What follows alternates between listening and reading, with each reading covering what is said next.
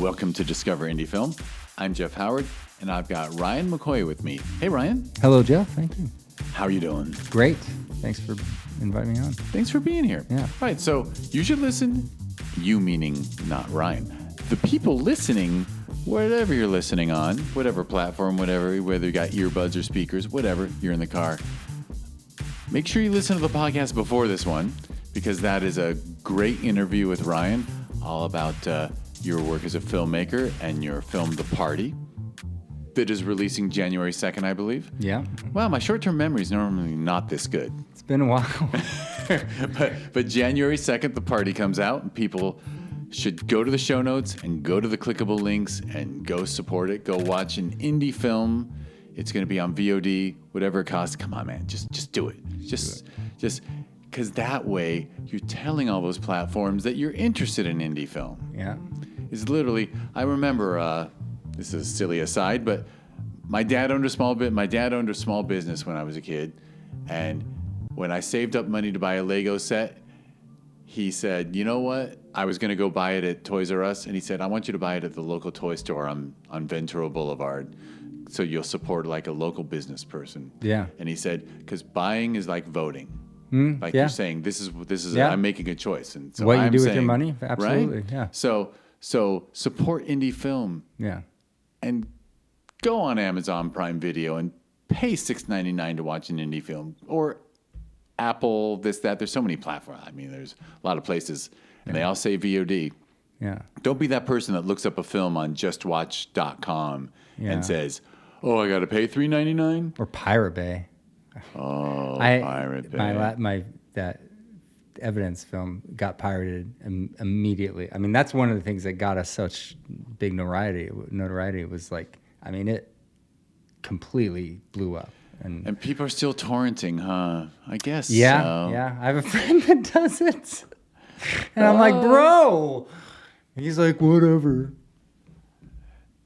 I mean, it's funny. I won't do it, but I admit I have, in the one simple occasion where it's a film that my wife or I grew up on that they don't have anymore. Mm-hmm. Like you can't get it. Yeah. And of course, there's no video stores anymore, and there's no this or that.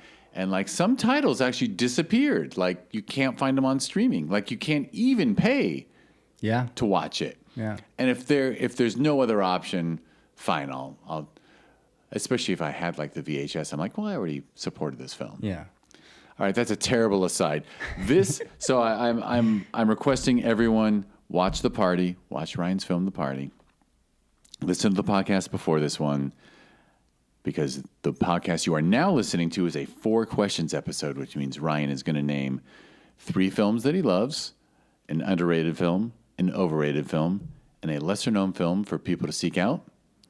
And, sir, I'm just going to hand the mic to you, Okay. proverbially. Well, it's a good thing I brought my own show notes, did some prep work for this. So, and if you listen to the previous podcast we did together, you'll hear that my opinions of Hollywood and these kind of, and this love for film has become tarnished, I guess I'll say. And whilst I still have, I still like favorite films or films I love to watch, you know what I mean? But it's like, but I know where they came from, and so I'm having a weird it's a different relationship I have now with Hollywood and with movies than I did, say, 10 years ago, right? Not that the films have changed in terms of but anyway, I wanted to say that with to preface these. Sure, and we can dive into it as you go through the list if you want. So, 3 favorite films, right? Yeah. So I've always just I could rattle off the top 5 films in order, and I've said those for years. But I tried to think of. Well, if you want, you can do that. I mean, no, I wanted to think more thing. about it and to actually put some thought into it as opposed to whatever. But one of those films that's in those top 3 that is on this is Jaws. And although my opinions of, again, Spielberg and his films, just everything, but like every time I go to Jaws, I think it's like your perfect movie. You know what I mean? In terms of, and again, it's the structure. It's I don't know how it's like he somehow takes the script. He did. I don't think his movies are different after 2000, in my opinion. But Spielberg always, to me, had this this ability to like take a great script and how he maybe directed the actors or whatever, or rehearsed or whatever. But like, it's just so natural, and it's almost like you can't see the script in the movie, you know. But if you take a step back and try to, you know, just pay attention to like and actually format it as a screenplay of what the, you know, the structure is always like solid, and he always has incredible, like, you know, not a line is wasted. He doesn't waste any moments, you know. So Jaws is one of them for sure. And isn't Jaws like an example of the limitations he was Exactly. working I with love the led to genius? Yes, and the perseverance through great difficulty. His sophomore movie, you know what I mean? For all those reasons. And I love sharks. Like, I've always just been, you know. So for me, that felt, I'll put it as the top. The next two are similar in theme, and it's a theme that I am so attracted to, and it has to do with infidelity in marriage. I guess both of these films are with infidelity in marriage. I don't know what it is. It's something I really enjoy it. And so the first one is Revolutionary Road, which to me is every second of that. That's the sound of a golf clap. Yeah. That's a brilliant film. It's so Sam Mendes. great. Yeah, and again, early Sam Mendes, or, you know, not, you know, pre Skyfall Sam Mendes. You know what I mean? And it's just so good. I don't know. I love, like, it was the follow up to American Beauty, right? Yeah. You love it. It's so good. It's so good. Again, the theme of the infidelity in marriage, I don't know what it is, but I am very attracted to it. That film, and then the second one is Eyes Wide Shut, which, again, deep infidelity, but infidelity without ever actually performing the act of infidelity. It's all psychological. But it's as if they had both cheated on each other, but they never do. It's all psychological. And I mean, I remember when that movie came out, and it was in theaters for like 2 weeks and completely bombed. I think made like $250,000 in the box office, just disappeared, and nobody thought it was anything. And it is, from the first time I saw it, it has always been my favorite Kubrick movie. And I just think it is, and even knowing or believing that that the version that we see isn't his original cut, which I believe that to be the case, it still, to me, is just, it's so good. It's it rooted in that infidelity thing, but then it just, I don't know, man. It just it gets me. It gets me. Are you telling me that there's like that if Kubrick had lived, there would have been a better cut of that film? That is the rumor, or the story, that he you know, because people say that he died before they were able to like do a final cut on it, or a final edit, and then there are sources that say, no, I saw the film. Kubrick showed me he said this is the final cut, and the studio grabbed it. And yeah, well, and again, the story is that because the film talks not only about infidelity, but also presents the opportunity that there may be some groups of individuals out in the world that actually do these things that as depicted in the film, right? And people of great wealth or notoriety or something like that, right? And the original cut was even more specific about how that world works, or what the currency of that world is, and that had to be removed because Hollywood didn't want that little truth to be out in the world. So that's the story that I heard, and I believe it because I have studied Hollywood and been in it for a very long time, and am also And they don't want they don't want their dirty laundry. I also aired. have a past that I have transcended out of and healed from, and had I been that different person in a different situation, I would have done or would do similar things. So but those are the three films. So Jaws, Revolutionary Road, Eyes Wide Shut. Those are the three favorites I picked. Oh man, I guess I got to watch Eyes Wide Shut again, because believe it or not, I saw it opening weekend in Westwood. Okay. With my then first wife, who is now my first ex-wife. Nice. I'm currently married to someone wonderful, the wife for life. But and I just didn't enjoy it at all that night. Yeah, when you have somebody rattle off their favorite Kubrick movies, Eyes Wide Shut is never mentioned. But never mentioned. I actually think a person or two, maybe people have named it as they're underrated, maybe. But Okay, it's been brought up because and every time someone brings it up, I'm like, God, do I revisit it? And I just haven't. Yeah, same like the story again. Like I believe the production was like for 2 years. You know, what I mean? Something insane. Oh yeah, 18 something months, like, you know what I mean, like hundreds of takes. Well, there's always that. Yeah. But it just they were just like they were just locked into this movie. Like they couldn't do other projects for a year or something because they were just shooting this movie for so long.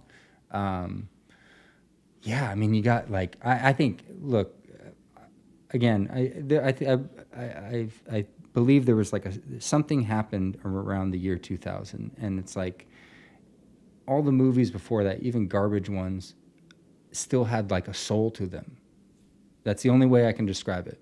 And then after that, they stopped having a soul. And the same filmmakers, you know what I mean? Like go back to Spielberg. Spielberg did Saving Private Ryan in 1998 and then did like Minority Report in 2002.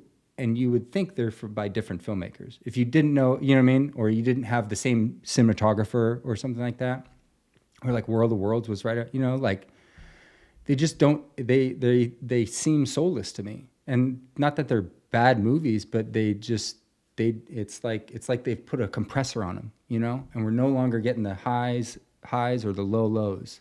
Interesting. And what year do you feel it was around? Right. Yeah. 98, 99, 2000. Right. So right around the and 99 the was like this incredible year of film. I think it was the last like great year of film. You had Matrix, wasn't that the you had Matrix? American Yeah. Beauty. You had like, you had these, and then it's Wow, like that's it's like a door was closed, and then it's like, nope, we're going to do movies like this now. Now I don't know what it is. You know what I mean? Like I could theorize about a physical thing that happened, you know what I mean? Orders given by studio heads or something like that. But the best I can describe it is just it's like they aren't made with a soul anymore. I don't know how that would work or whatever, but they just are a little Interesting. soulless. I got some theories, but I won't waste our recording and time. you can relate. I'll throw a theory at you when we're done recording. There's the the introduction of digital cameras is right around the same time, so I don't know if that has something to do with it as well. And DVRs replaced VHS and DVD. But it has nothing to do with like the consumer. It's Right. it's the actual films, and again, they're like Passenger 57 like has a soul to me. Skyscraper with The Rock does not. And that Skyscraper looks like every single movie that comes out that's in your action genre. It just, to me, they emote the same emotional response for me. Whereas something prior to 2000, I still might be caught off guard with an emotion, you know what I mean? Or like, they just hit differently. So anyway. Interesting. All right, well, question number 2. Yes. A So film you feel is underrated. My underrated, and this goes back to, if you listen to the previous podcast, we were talking about filmmakers who you just hear their name and sign me up. I don't need to know anything about the movie or see anything of it. I will watch it as soon as I can if I hear that person made a name. And I even looked up how to pronounce her name correctly. She's French. Coralie Fargit, somewhere like that. Anyway, she most recently did The Substance with Demi Moore. Her film before that, which was 10 years ago, is a film that's like half French, half English called Revenge. And it is, I don't know if it's underrated or people don't know of it or whatever, but it is so absolutely incredible. It is such a visceral experience. I mean, if you saw The Substance, it's extremely visceral and colorful and has all these things. But her structure of how she, I mean, I think she writes or maybe she co-writes as well, but she also edits her film. I'm greatly inspired by her. I think she's a absolutely brilliant filmmaker. And I didn't know she was making The Substance or anything. And it was the same thing. I saw the trailer came out for it, and I'm watching the trailer, and it flashed her name as director, and I was like, oh my God, I've been waiting for her to make another movie since Revenge. Like, again, it was like 8 years or something. It's so good. If you haven't seen it, highly recommend. It's fantastic. Yeah, I know. I will add it to my list immediately because I did love The Substance. I did as well. And just saw it like 2 weeks ago. Okay. We were so late to that party. That's cool. That's it's so great. I love it. And talk about somebody who knows how to tell a story. I mean, she doesn't. She understands structure and pacing and focusing on one idea and one main character, and everything in the story revolves around that character and is a reflection of. She's incredible. I couldn't say couldn't say enough about her. Excellent. So that's and underrated. She's not afraid to get weird. I think that's all French people. Neither say is she's ball. Yeah, she's not. She has balls. Guys, she's courageous. Yeah. She's fantastic. All right, well, the next question, and I feel like I'm going to have to, instead of hold you to one, you might want more than one, but the next question is a film you consider overrated. Okay, so the one I picked for this is Avengers Endgame. And I guess it would be part 2. Aren't there 2 parts of those? Endgame. The one that made two? that became the highest grossing movie of all time. It's a joke, dude. Well, Infinity War was part 1, right? And Endgame was part 2, or did Endgame have 2 parts? I can't even remember now. Somebody's gonna have to fact check that, but I like them spending the first hour just paying tribute to old movies, older movies from the same series. I'm in complete agreement with when Scorsese said that Disney or Marvel are like, they're not movies, that they're roller coasters and they're theme parks. I fully agree with that. I don't think it's not. Yeah, I want, because again, I'm thinking about the people that are involved in the production. All those people are working extremely hard. Nobody's like. No, they're technically brilliant. And they're effective. Yeah. Look, for a roller coaster ride, they're very effective. Exactly. Good. It's a good ride. Yeah, but like as a film, like I could rip apart the screenplay story, and the structure, just tear it apart for you from a tactical perspective of we had the 10 best screenwriters at a table. They would 90% of them would agree with, the things brought to that table. I agree, and I'll just to entertain you, I'll share that for me, because we had a kid at the time who was the right age, so we actually during COVID, she and I re-binged all of them, the whole Marvel universe in chronological, not the order the films came out, but the order the films would have occurred in that whole universe, and. To me, it's just like the perfect ending if you end it after Infinity War. If you end it with after the snap and half the living beings in the universe die, that's the perfect. I'm like, what's his name? Thanos winning. Mm-hmm. That's the ending I wanted. Yeah. I even almost halfway agree with his message. Yeah, Although it's pretty funny how they are really stupid stories because he wants people to not starve, so he's going to kill half the live. Well, why don't you just snap your fingers and double the amount of food? That's a great point. Yeah. That is something that at that table of writers that put together that script should have brought to the table, or was probably, or if it was glossed over. But But it was nice to finally see the superheroes lose. Yeah, what can I say? yeah, for that, And then they bother to make I a think- stupid follow-up movie where they twist it around enough so the good guys can win. I don't think they're like what they did, like doing all the different phases and connecting all the characters and stuff like that. I think that's cool, and I actually would like to do. You know, what I mean, I have universes in my mind or things that I've done that I'm like, oh, I could build a web and connect a bunch of series of films and characters and stuff like that. I think that's great. I just think that they that became everything now. It is in the same way that Jaws and Star Wars turned the studios into blockbuster hunters instead of film studios. Yeah, they're now more think like how do Avengers, we connect all these characters in these universes, and then what celebrity are we going to have? How can you milk IP? Yeah. And I have to admit, by the way, I will freely admit I'm not above it. Like binging it in chronological order with a kid I loved was actually a wonderful experience. And it was pretty amazing. No one's ever made a 22 film series with a single, and you start seeing all the times Thanos was hinted at, or there were all these, like, I was impressed with what Kevin Feige accomplished with it. But I only needed it once. I don't need another superhero movie for the rest of my life. Well, yeah, it's now done. like new Avengers. It's like they're just doing the same thing. I see the billboards. I'm like, oh, I have a feeling that's a movie about a hero who faces a villain who almost beats them, and then the hero wins. I just don't need it anymore. Yeah.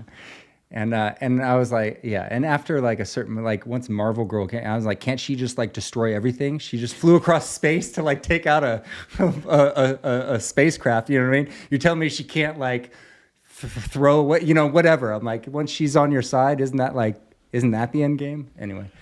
So that's the Superman dilemma. Yeah. So overrated. I put that, for sure. And then, what's one? Oh, something you haven't heard of? Yeah, lesser known for people to seek out. So again, like I was saying, like it's, I'm watching most of my movies on a streaming platform, and most of them are kind of like we said, bleeding colors and showing a lot of the same films. So I had to think about it. But did you see a film that came out a few years ago called Out of Darkness? It's all subtitled, and it's set like in 10,000 BC, and it's about this like family, like they're not cave people, but what people would assume, or but like it's just set in 10,000 BC. Hunter-gatherer era. And there's like there's like something hunting them in the woods, and it's just like it's beautifully shot. The landscape is incredible, but it's 5 actors. And this thing kind of, and then I won't give anything away of what, happens with that, but the dynamics of the family is incredible. And like, I don't even know what language they're speaking, but it's all subtitled. And so the entire movie's subtitled in this language that doesn't exist or is not really relevant. Right, so you did like a proto language. Before any of the ones that because of course. Yeah, they communicated with different words. So I don't know the story of how like the production or anything like that, but or budget or anything. But I was really, really impressed by that movie, greatly. Yeah. So sounds really cool. I thought it was really cool, man. Yeah. All right. Yeah. God, I'm gonna have to add that to my list. Well, now I'm gonna have to watch. I mean, I love watching films. Yeah. Don't get me wrong, but. Quite the ride to go through to get all that, though. Yeah. Excellent. Well, excellent list. Thank you. Excellent list. And you know what? The funny thing is, I'm going to have to make the kid watch Jaws with me because we love shark movies. And I haven't talked her into watching it because all her friends told her it's slow. And I'm like, dude, you'll love Jaws. She liked The Exorcist, the original. Oh, yeah. My son is he's in 6th grade, and he like really enjoys, thoroughly enjoys the movie. I don't know if it's just bleeding, like it's because see practical and like real things and not CG, and now he's like, oh, practical, not CG, and I'm like, oh, I want you to have your own opinions. Don't just repeat, what I'm saying. But if you really think that, then okay. Yeah, I mean, if I don't think anybody can not enjoy that movie because you are hooked by the characters and you're following the story. So Honestly, there's so much humanity and humor in it too. Yeah, and yeah. I mean, forget about the cast, but it's fantastic. And I should wrap this up, but I just have to mention that it's so. I mean, we just refer to the shark like any movie like who's the shark? Like in some movies, it's a human being is the shark, but like. That's how important Jaws is. Mm-hmm. Yeah, yeah. Well, the movie, Out of Darkness, is like if there weren't a Jaws, there may never have been that type of film as well. I also I kind of realized a few years ago, I don't think there's any other movie like around sharks that is great. Maybe good. Most are like cheesy, hokey. Yeah, some are cheesy. But like a Best Picture winner. You know what I mean? Something that's just great cinema. I don't think exists, which I think is kind of. I mean, really, think about it. I mean, in my little viewings as the parent who was willing to watch horror movies once the kid decided she would only watch horror movies. Came home from a slumber party around age 12 and said, "I'm only watching horror movies from now." Mine's going through the same thing now. They binged horror all night. Yeah, we just did an October horror movie. Right. Like, okay, and, you want to watch Scream? We'll watch Scream. I just feel like throwing a little praise at 47 Meters Down. I thought it was really well done. Yeah, I wouldn't call it a great film. Yeah, no. But it was a very good shark movie. Yeah. It scared the fuck out of me. Yeah, I mean, I don't even like to watch like I have a my probably greatest fear is sharks, but like like sometimes I'll be like even like the cheesy ones, and I know it's I'm like I don't, I'm good, but I'll scuba dive with them and I'll get it in real life, but like the movies they get me. Yeah. Interesting. All right, well, let's wrap it up. Thank you, Ryan. Thank you for being here. Thank you, Jeff. Everybody, you should go to the show notes wherever you're listening to this podcast and click on the links to see Ryan's movie, Ryan's YouTube channel, all that stuff. Support Ryan McCoy, indie filmmaker. And thank you for listening. This is the Discover Indie Film Podcast. It's a podcast where we talk to filmmakers who are on the festival circuit, indie filmmakers who are doing it for the love of the game, not to squeeze a little more dollars out of existing IP. Well, that was a very bitter way to go.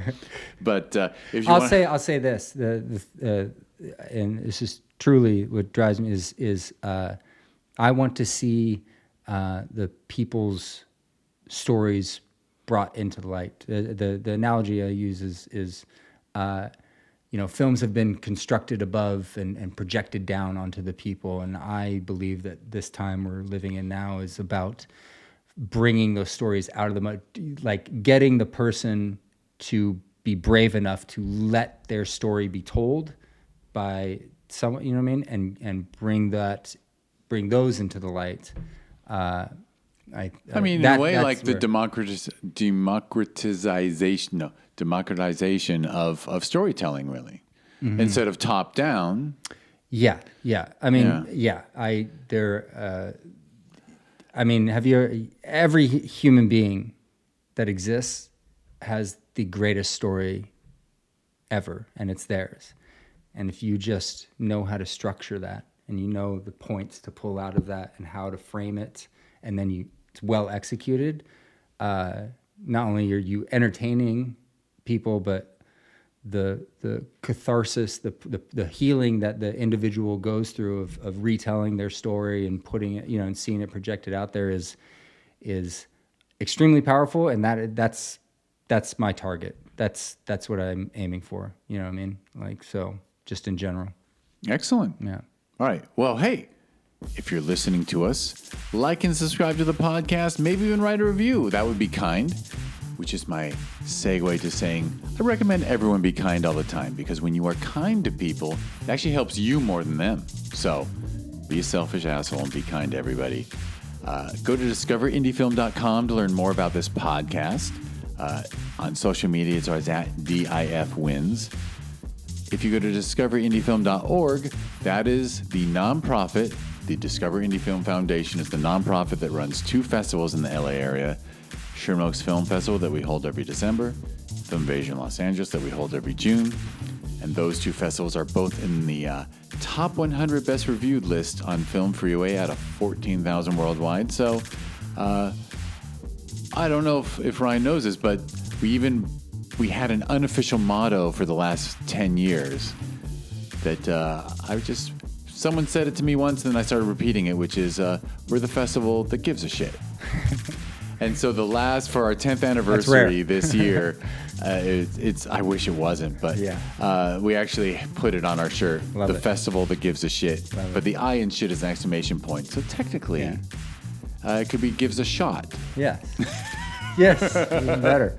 But anyway, the festivals that give a shit, the sister festivals, Sherman Oaks Film Festival, Film Invasion Los Angeles.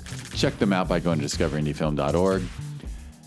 And there you can even get linked to Film Invasion LA, that website, where you will see a tab for Film Invasion Lima, Peru, which we are holding in January of 2026, I think, is the next year. That'd be weird because that would make me really old if it's really 2026 next year. But it's happening.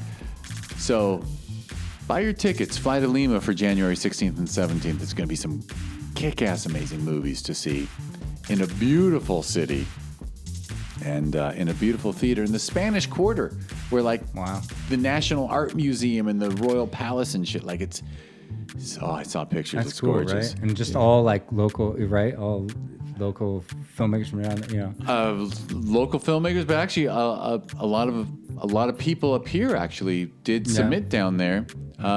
Including some of our alumni from Sherman Oaks and Film Invasion LA, because they're like, oh, I love Lima and this and that, and they wanted to support. Yeah. So it's, in fact, I was just texting today with the festival runner down there in Lima, Chevy Douglas. You are the man, and the lineup isn't quite set, but it will be soon, and they're going to be great. So. Thank you, Ryan, one last time. Thank you again. And thank you, everyone, for listening.